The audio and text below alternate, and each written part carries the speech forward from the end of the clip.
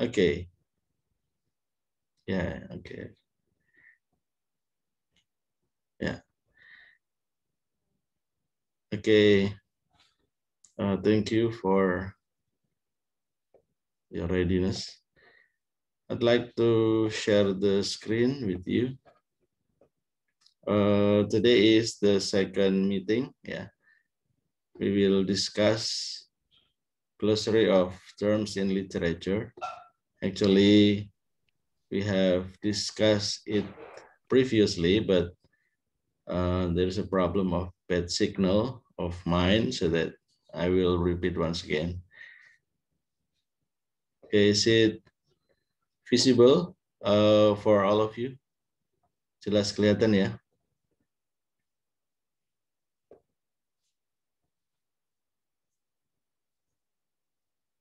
Okay, on this lesson, I'd like to discuss several important terms or terminology on literature. Yeah, so that when you read the materials dealing with the literature and drama and the history of it, it will be easier for you to understand. Yeah, and these are the most important one. Okay, I'd like to discuss from the beginning on the definition of drama. Yeah, drama is the specific mode of fiction represented in the performance. For example, a play, opera, ballet, yeah, etc. Perform in a theater or on radio or television. Yeah. So the intention of the making of drama is to be performed in front of the audience. Yeah. Okay, and considered as a genre of poetry in general, the dramatic mode has been contrasted with the epic ever since Aristotle's Poetic 335 before century or before Christ. Yeah, the earliest work of dramatic theory. Yeah. Jadi drama sebetulnya sebuah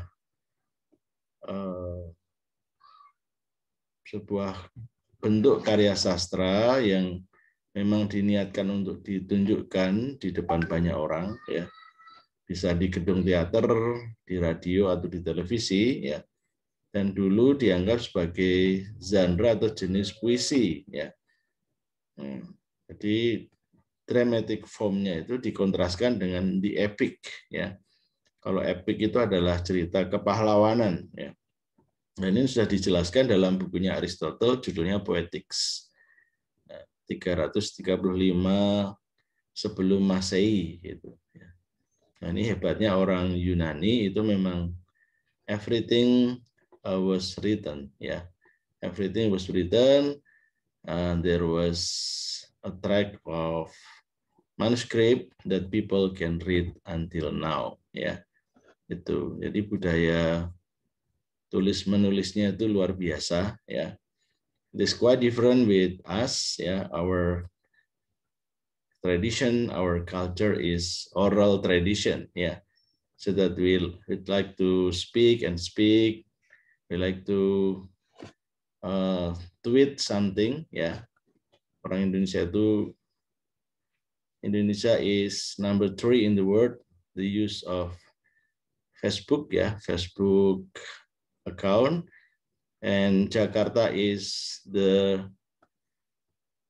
most busy tweets, ya, on Twitter, ya. Jadi Jakarta itu kota paling cerewet, ya, the most talkative one, ya.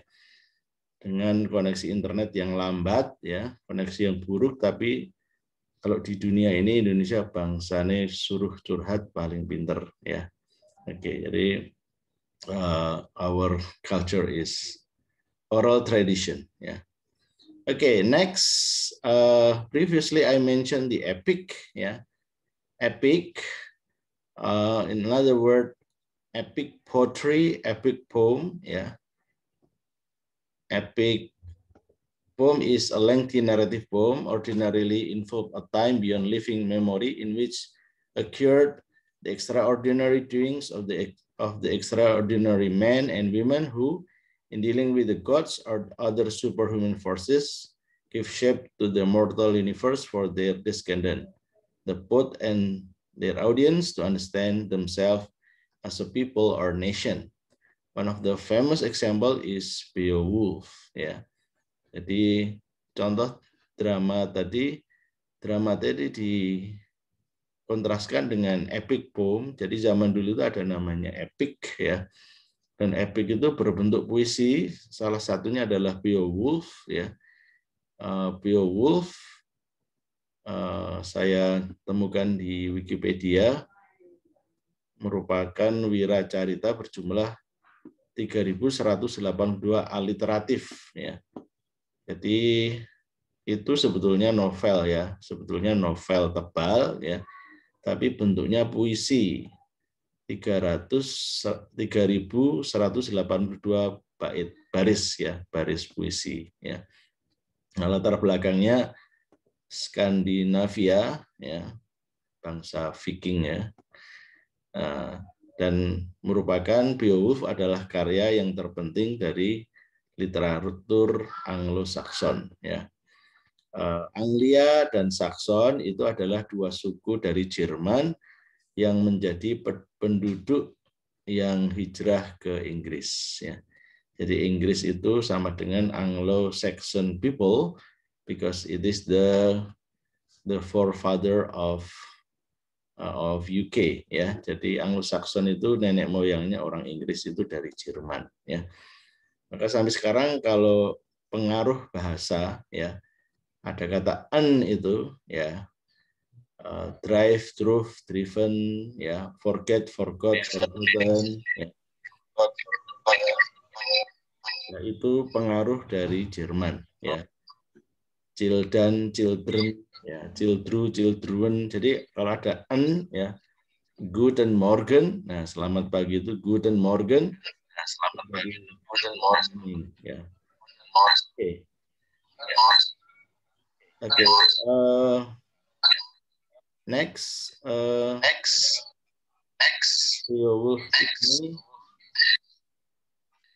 Beowulf ini bercerita tentang tiga antagonis ya. Beowulf adalah pahlawan dari Gerd ya, melawan tiga antagonis namanya Grendel, Ibu Grendel, dan seekor naga yang tak bernama. Peperangan terakhir terjadi pada akhir hidupnya di mana Beowulf menjadi Raja Gerd. Ya. Pada peperangan terakhir Beowulf terluka berat. Setelah kematiannya para pengikut memakamkannya di tumulus. Ya.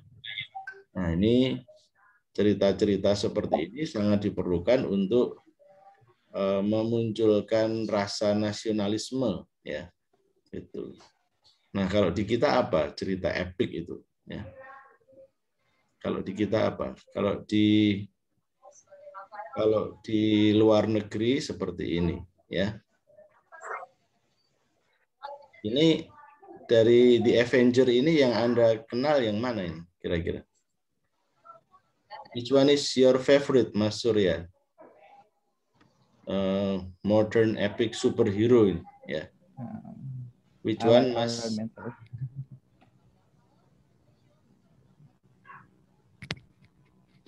Yang Iron Man ya kayaknya, atau yang Thor itu, ya.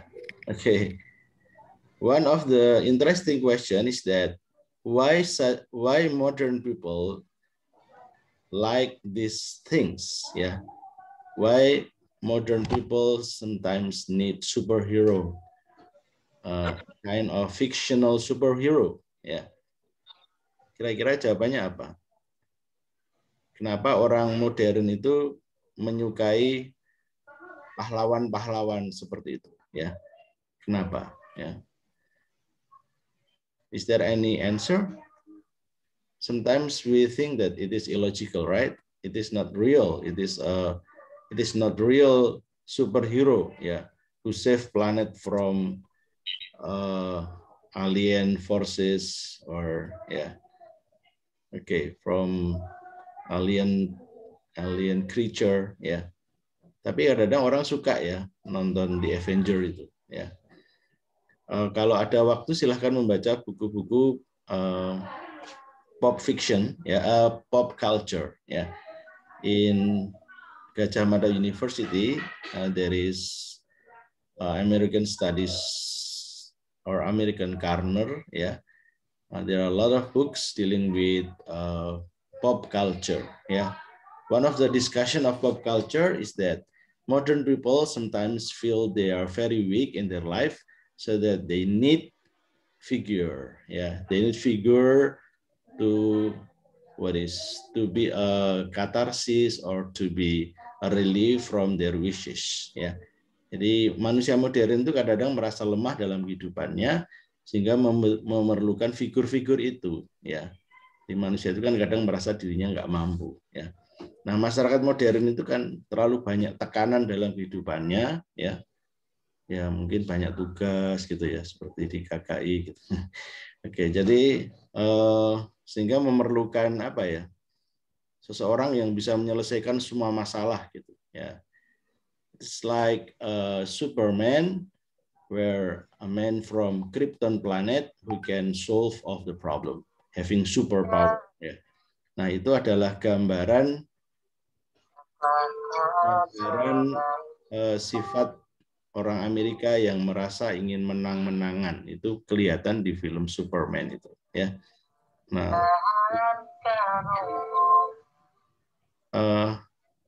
halo, suara-suara yang aneh silakan di unmute ya. Mbak Dewi Lukita silakan profilnya diganti. Dari dulu gambarnya unik-unik gitu ya. Ya. Mbak Dewi Lukita gambarnya wong melet-melet ya Allah. Baik, Pak. Iya, Pak. Ya. Oke, jadi silahkan diganti hijaber gitulah atau gimana ya. Oke, continue our discussion ya. Jadi adanya Avenger ini ya merupakan gambaran epic, cerita epic yang modern ya, cerita kepahlawanan. Nah, pertanyaannya kenapa tidak ada Spider-Man di sini ya? Tidak ada gambar Batman atau Wonder Woman. Tahu Wonder Woman ya? Merek roti itu Wonder. Oke, jadi kenapa? Karena beda perusahaan komiknya ya. Kalau Marvel itu ada Hulk, ada Captain America ya. Nggak mungkin Kapten Indonesia atau Kapten Salatiga nggak mungkin nggak laku ya. Tapi kalau Captain America banyak yang nonton itu. Nah, inilah namanya pop culture ya. Nah, yang satu adalah DC Comic ya, Superman, kemudian ini ada Flash, ada Batman, ada Wonder Woman, ada siapa lagi ya. Oke, jadi biasanya kalau Anda suka nonton film tahulah ya. Nah, inilah Indonesian epic figures ya. Do you know all of these figures ya? Siapa yang tahu cerita Gundala ya? Gundala ada yang tahu nggak? Gundala, terus Wiro Sableng itu ya. Kemudian Gatot Koco itu. Do you think that all of them are really the figures that idealized by teenager? Ya, kayaknya enggak banyak yang nonton ya. Gundala, Wiro Sableng, ya. Kalau sinetron Ku Menangis, ya itu banyak yang nonton. Ku Menangis itu. Oke, jadi ini contoh cerita epic ya. Next, I'd like to elaborate several important terms, ya. Wishful thinking, and then ethos, pathos, and logos, and then plausibility, catharsis, and then creative process or craftsmanship. Yeah. Okay. From these terms, yeah, which one that you have already known? Ya, yang Anda tahu yang mana? Yang pertama misalnya wishful thinking, ya. Wishful thinking, ya. Mbak Nur Azizah, would you like to read? Yes, sir. First, wishful thinking. Wishful thinking is the formation of beliefs based on what might be pleasing to imagine rather than on evidence, rationality, or reality. It is a product of resolving conflicts between belief and desire. Wishful thinking, Wikipedia. Okay, ya. Mbak Lina, would you like to translate that in bahasa Indonesia? Wishful thinking adalah, berat ini menerjemahkan ya, ahli tafsir ya. Wishful thinking adalah the formation of belief. Apa? The formation of belief. Di unmute, Mbak. Suaranya di unmute. Ya. Dari kepercayaan.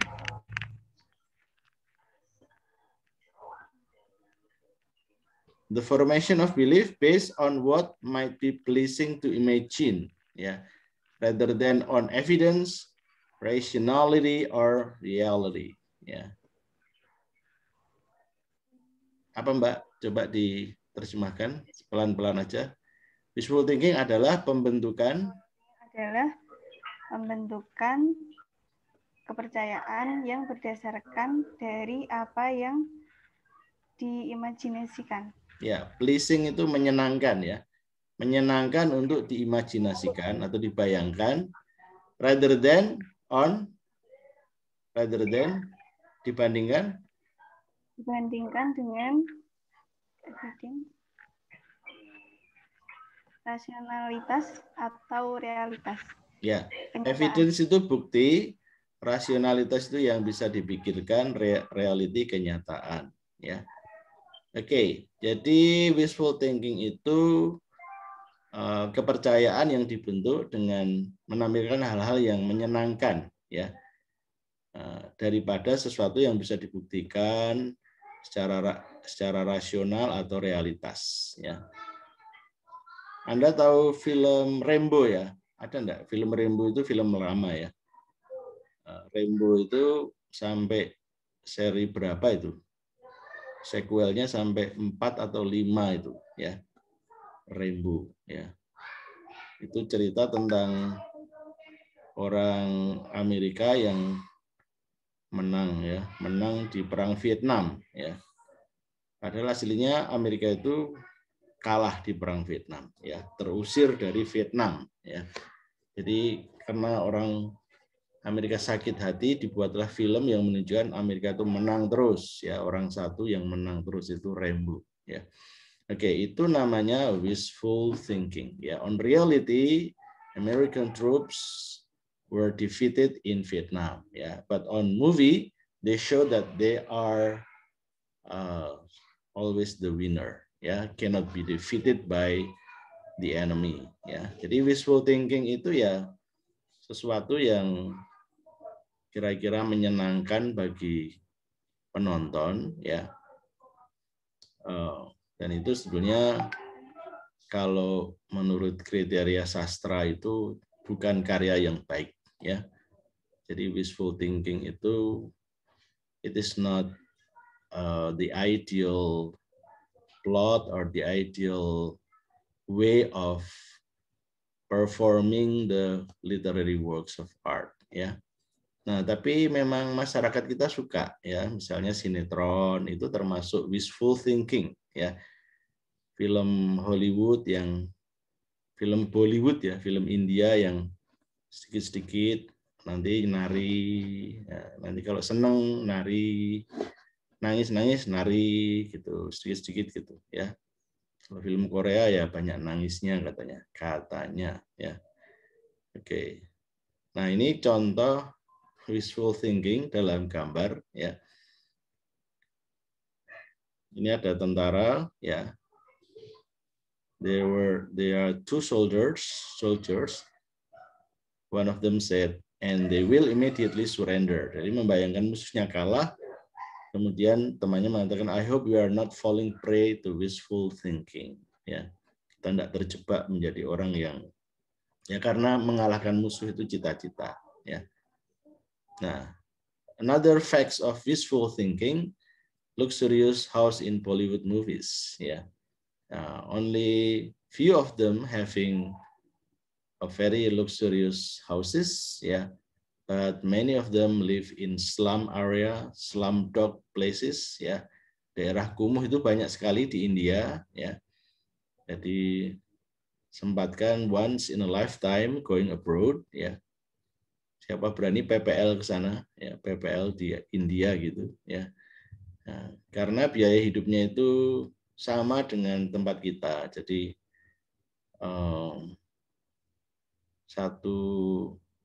berapa ya? 1 rupiah itu 200 rupiah, ya, mata uangnya itu rupiah, itu lebih mahal daripada kita, ya. Oke, at least if you make a teaching practice in Malaysia, ya, you will see Indian people, Bangladesh, Pakistan, they having the same culture, ya. Nah, gitu. Jadi itu wishful thinking juga. Kalau di film India kan mesti ada gambaran rumah-rumah yang sangat bagus, ya. Tapi aslinya banyak yang hidup di slum dog area, ya. Nah, jadi kontras sekali kehidupan orang kaya dengan orang miskin. Oke, ini rumahnya Shahrukh Khan, ya, ini sama keluarganya, ya. Ini istrinya orang Hindu. Oke, nah ini termasuk juga wishful thinking, ya. Itu. Jadi tukang mie ayam seganteng Brad Pitt, ya. Brad kejepit katanya, ya, jadi ya, bukan Brad Pitt tapi Brad kejepit itu. Ini beneran enggak? Ini cuman meme, ya, guyonan kayaknya. Tukang mie ayam seganteng Brad Pitt, ya. Pacarku tukang gali kubur, ini apa enak tenan, ya. Saya nggak tahu ini penggemar FTV itu ada enggak di sini, ya. Itu. Oke, jadi ini namanya wishful thinking, ya. Jadi selalu gambaran FTV itu kehidupan yang selalu menyenangkan, ya. Kalau rumah ya bagus sekali, kalau laki-laki tampan sekali, perempuan itu cantik sekali. Padahal on reality it is not the same, ya. Jadi itu nggak tahu di Indonesia itu tayangan kayak gitu tuh selalu tampil, ya, tidak mendidik sebetulnya, ya. Karena kalau penonton Indonesia diajak mikir yang berat-berat susah, ya. Makanya film horor itu laris, film warkop yang komedi itu laris, ya. Tapi kalau yang ngajak mikir itu kadang kurang laku, ya. Oke, next there is the terminology of ethos, pathos, and logos, ya. Mbak Tantri Tata, ya. Would you like to read ethos or the ethical appeal? Yang ini, Mbak, yang ethos tolong dibacakan. Ethos or ethical appeal means to convince an audience of the author, credibility, or character. An author would use ethos to show to his audience that he is a credible source and is worth listening to. Oke, thank you, Mbak. Sudah, Mbak, sudah. Oke, enough. Yakfi, ya. Ethos or the ethical appeal means to convince an audience of the author's credibility or character, ya. Jadi salah satu cara seorang penulis ingin meyakinkan pembaca, ya, itu dia menunjukkan bahwa dia adalah sumber yang kredibel dan worth listening to, ya. Di antaranya adalah J.K. Rowling yang menulis Harry Potter. Harry Potter itu dia kenapa karya-karyanya bisa diterima karena dia telah membuat riset terhadap gereja-gereja tua di Eropa Timur, ya. Jadi dia membuat riset dulu, ya, riset. Tapi awalnya dia ditolak di mana-mana, ya. Dan diterbitkan oleh sebuah publisher yang tidak terkenal, gitu, ya. Jadi artinya tidak langsung dia diterima, tapi begitu dia accepted karyanya dan meledak di pasaran, nah, dia itu adalah sumber yang kredibel, ya. And the next is pathos or the emotional appeal. Ya, Mbak Rilia, would you like to read the pathos, the part of pathos, ya, or the emotional appeal? Ya, silakan Mbak Rilia. Di unmute ya. Oke. Pathos or the emotional appeal means to persuade an audience by appealing to their emotion. Authors use pathos to invoke sympathy from an audience to make the audience feel what the author wants them to feel. Okay. Nah, this is the most important part, the pathos ya. Pathos itu emotional appeal in which author use pathos to invoke sympathy from an audience ya, to make the audience feel what the author wants them to feel ya. Jadi penulis yang baik ya itu akan membuat cerita yang menyentuh emosi dari audiensnya ya itu. Nah, dulu ada cerita di TVRI ya, Rumah Masa Depan judulnya. Salah satu pemainnya Desi Ratnasari dan kemudian ada juga pemainnya itu seorang ibu yang sangat jahat ya. Seorang ibu yang jahat pada pembantu. Nah, suatu saat si ibu ini, si artis pergi ke pasar, itu ditampar pipinya oleh orang di pasar ya. Nah, ini memang ya orang Indonesia tidak bisa memisahkan antara mana realitas, mana kenyataan. Jadi sampai dikira orangnya itu jahat beneran ya.